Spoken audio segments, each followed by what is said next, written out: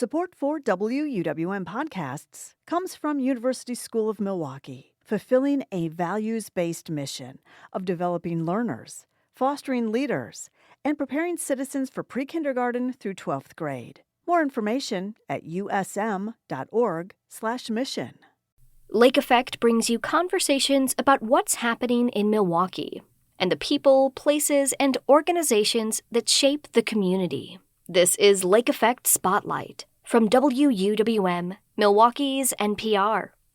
This holiday season, you might be looking for an idea of what to give the readers in your life. Well, here at Lake Effect, we have our own annual Books to Gift conversation to help you answer that. We have two of Boswell Book Company's book buyers in studio, Jason Kennedy, who has book recommendations for adults, and Jen Steele, who specializes in children's books. Jason and Jen, welcome back to Lake Effect. Good to have you here today. Thank you for having us. Yes. So there are so many books that come out every year that you both need to be on top of, but in your work at Boswell, have any particular trends, subjects, or themes stuck out to you for 2025? For 2025, I feel like escapism has really solidified in readers' minds for many reasons, as we all know.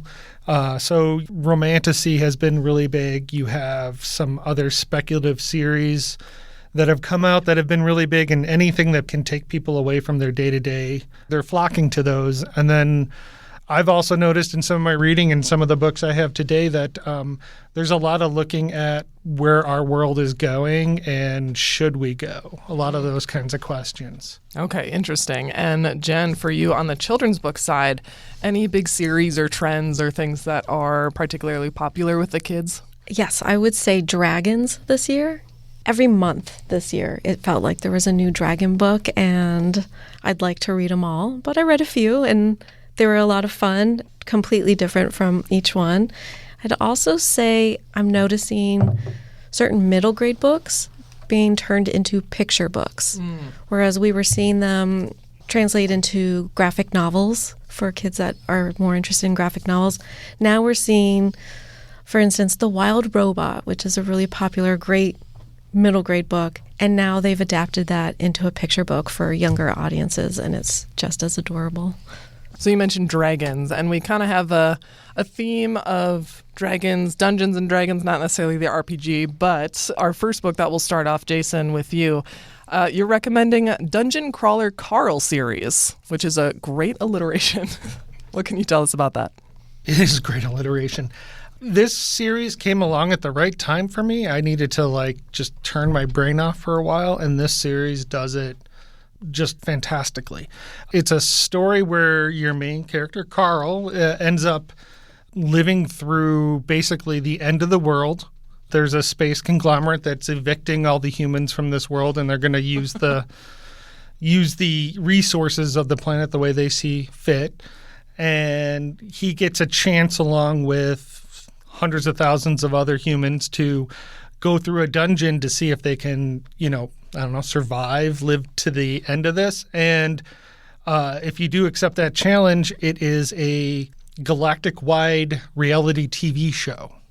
And you mix that with, if you're into D&D growing up, you will get a lot of that in here, because all of a sudden now everybody becomes a character and you can upgrade yourself as you go. And I would say that the first book is brilliant, and I probably would have stopped after maybe the second or third book, but each book he brings about something new, something very creative that just keeps you going, and you just can't put them down. You finish one book, you're like, I need the next. And there's 7 of them out right now, and I know number 8 just got announced for next year. Okay, nice. And lots of books for people to start and then continue carrying on. And as long as we're along the lines of D&D adjacent, Jen, one of your book recommendations is called Dragonborn by Strawn Murray. Yes, Dragonborn is my buyer's pick, the other half of D&D. And this has a modern classic feel. I love just taking the jacket off. Yes. I love the illustrations. It almost gives like a Studio Ghibli kind of vibe. And the side pages are painted too in scales. Gorgeous. Yes. Red scales. His world building is fantastic. This is the best dragon book I read this year. It's fast-paced, it's funny, there are twists you don't see coming, people you maybe trust, and there's betrayals and the anger that the young girl feels at losing her father and having every moment of her life dictated by her mom, all these strict rules, and she doesn't get it. And she's alone in the woods, and she just lets out this primal scream. And this man appears and says, well, that was weird. And I'd say it's kind of like her Hagrid almost. And she is introduced into this whole other world and realizes that she is a dragon. Wow. And then you take it from there. Okay, Yes. I'm intrigued. I like this a lot. Yes. Well, and to kind of switch genres, hard left, your next book that we have is called The Teacher of Nomadland, a World War II story by Daniel Nayeri. Yes, and this one is the winner of the National Book Award for Young People's Literature. I really enjoyed reading about a part of World War II that you don't often read about. It's set in Iran in 1941, which was a neutral country sandwiched between British and Soviet occupations. This story follows a brother and sister who are recently orphaned as they set off to join a nomadic tribe. Their father was a teacher, and he had a chalkboard, and the young boy carries it with him because he's going to teach as well, and hopefully he can teach the children in the tribe their letters, and he's teaching his sister along the way. And during their journey, they find a Jewish boy that's hiding from Nazis. So there's danger up ahead, there's heart. It's a very tender-hearted story, and it was very, very nice to read. And what ages would you recommend for this read? Oh, this one would be ages 8 and up. Okay, great. And next up, Jason, we'll go back to you. This one is kind of a pair that you put together. We'll start with The Merge by Grace Walker. All right. Well, The Merge, this book takes place a little bit into the future from where we are, where they have developed the technology to take two minds and merge them into one body. So the main character in this, her mother is diagnosed with Alzheimer's. That's not the story. The story is she was so against this whole merge thing that has basically taken over the whole world. Like, the people who are merged get the ability to have children, get preferential rights to where they live, all this stuff. They're more citizens than the others. And so she was against this the entire time, but decides that when she gets the news about her mother that she wants to merge with her. This book basically takes you through the whole process that they're going through, all the dynamics going on in this world. And it asks a question as you go through it, is like, yeah, you've created this technology and you can use it. Should you? Mm-hmm. And there's a bit of a twist at the end that is brilliant. Highly recommend it. I'm already feeling all sorts of complicated emotions just on that short little, pitch about it. And to pair with The Merge, next up is called The Book of Guilt. What can you tell us about that? Yeah, this is a kind of a 1970s dystopia. It's looking at a world where World War II never ended. It basically just kind of fizzled. So you don't have this reconciliation with science. We don't get the morals and ethics worked out. So science is still kind of, you got the mad scientist who will still do these experiments because nobody's really keeping track of them. This story takes place in a boys' home in England. There's 3 boys. They're triplets, which that should tell you something because there's not many triplets. And they're the only 3 boys left in this home, and they have to find a new family. But they're realizing that that's harder than it sounds because nobody wants them for various reasons.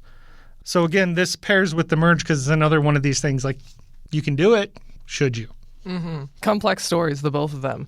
And Jen, back to you for some more kids' books.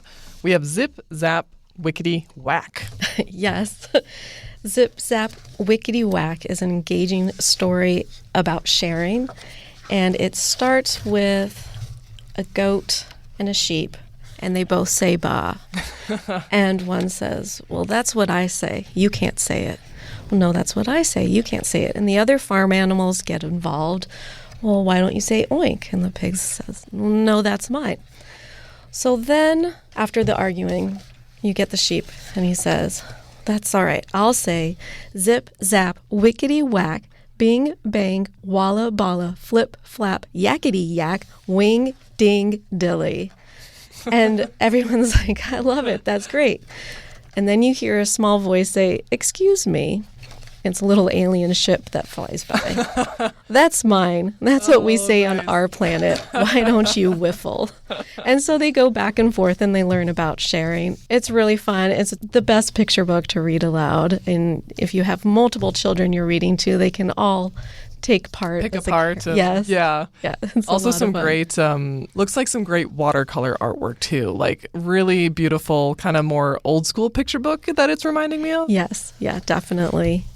Another modern classic. Yes, I love that. Anytime we can get a modern classic to add to the kind of canon of children's literature is always a treat. And appropriate for today, for Wisconsin in December, in winter overall, we have A Snow Day for Amos McGee. Yes, and speaking of beautiful watercolors, just Philip Steed illustrates Yes, beautiful. with his wife. Beautiful watercolors. It's a winter picture book with our favorite zookeeper, Amos McGee. It's a tender-hearted look into the anticipation of waiting for that first snowfall. And he's waiting and he's waiting. And finally the day comes where Amos and the animals get to enjoy it. So he gets to make a snow angel with the turtle, stand around with the penguin and enjoy the feel of the snow, make a snow owl with the owl.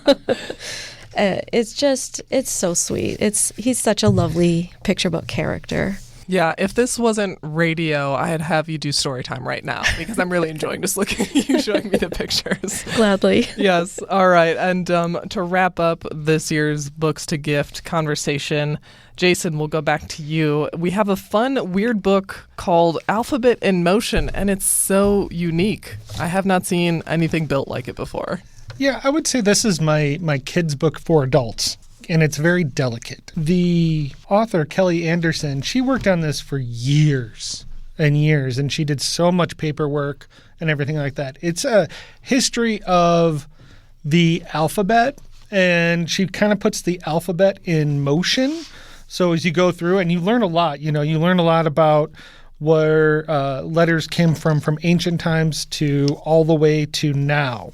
And she does, each letter has a history to it. So G is looking at grids and how that works in society with, video games, urban design and everything. And there's a book that goes with this that kind of goes, and has all these essays.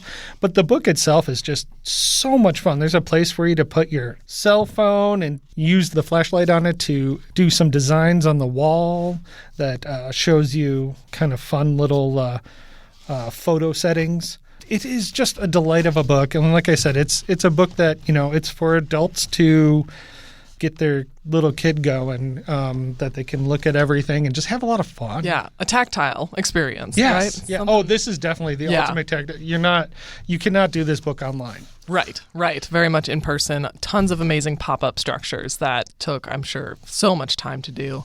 And to kind of pair with that book is something called Shot Significa. What's this book about? Well, this one, it's looking at secret languages and where phrases and names for certain terms that like you might be familiar with, or other names that mean the same thing. Like in here, it does say really easily like juicers, meathead, mascots, cardio queens are all mixes at a local gym. So you can find a lot of stuff like this. The book is so well designed. This is not a book you have to read from front to back. You could just have it laying around. And you're like, let's just pick a page a day. Pick a page and discover what you can on. He has a chapter in here called "The Mice, Moles, and Chicken Feed of Spycraft." So you have all kinds of spycraft thing. This is actually the chapter I've read because they talk about John le Carré and all his different words that he uses in his books, and they explain them, and even more so than just him. It's so much fun. You can just find just the most random things that we don't run into in our lives because we're not spies. Right. So like we're not going to know what those are. But, hopefully if you read a good spy book, there'll be some of those peppered in there and you'll have a leg up. Well, all of these books you brought in today seem like so much fun and amazing reads for people of all ages. So Jason and Jen, thank you again so much for taking the time to select them and share. Thanks for having us. Thank you.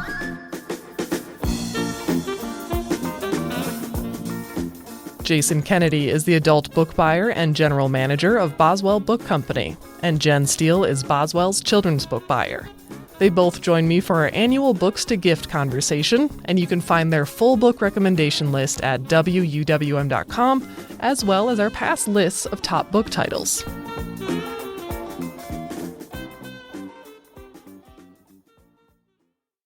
You can find more interviews like this one by visiting wuwm.com/Lake Effect. And while you're there, subscribe to the Lake Effect Spotlight podcast.